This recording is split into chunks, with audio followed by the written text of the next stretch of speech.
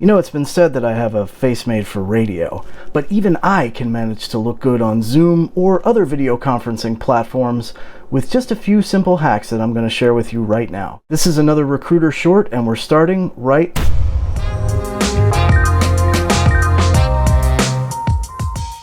Hey, I'm Darren, and welcome to the Ramblin' Recruiter. Welcome back to another Recruiter Short. Red hot job search related topics we're covering in 5 minutes or less. This is a really short video, so make sure you watch all the way to the end and subscribe and click the bell so you never miss a new one.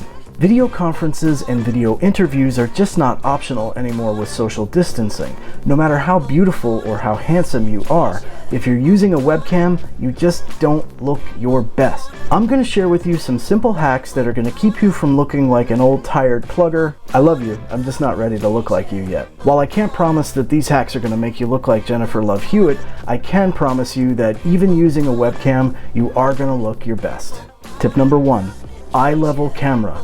No matter what camera you're using, built-in webcam, camera on your iPhone or tablet, whatever camera you're using, you've got to get it elevated to eye level. Enjoying looking up my nose right now? No, I didn't think so, because I wouldn't enjoy looking up yours either. But check this out. Watch how easy this is. This is just a simple $15 standing laptop stand that I got at HomeGoods. And let me show you how transformative this can be.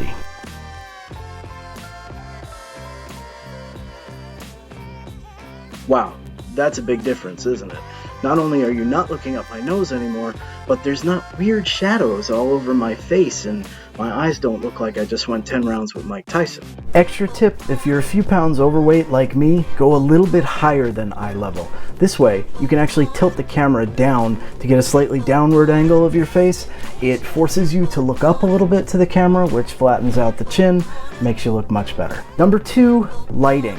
Now look, lighting is critically important. Your camera needs light in order to work, especially a cheap laptop webcam. The best light that is the most flattering on your face is soft, diffused light. Find the most flattering light in your home or wherever you're doing your Zoom conference from. Sitting in front of a window is great as long as there's some kind of shade or something to diffuse the light and make it look softer. Direct sunlight on your face is going to wash you out completely. Do what the vloggers do. Alright, so check this out. This is what vloggers do when they're looking for the best spot to film based on the lighting in their house. Just check this out. I'm just going around in a very slow circle. I'm looking at the light on my face, and then all of a sudden, oh hey, what do you know? It looks pretty good right here. This would be the spot that I'd want to do my Zoom conference from. If you've done the 360 technique and you're still having a hard time finding a good spot to shoot a video from in your home, you may want to think about investing in one of these. This was a $30 investment on Amazon.com. It came with the tripod. This is a basic, simple ring light. You can use this for things other than shooting Zoom videos, but anytime you're on a Zoom conference and you just can't dial in the right light to make yourself look nice, this is a great tool to have. Number 3, look at the camera. Don't look at yourself when you're on a Zoom meeting or any other video conference for that matter. It's very tempting on Zoom, on FaceTime, on any other kind of video chat.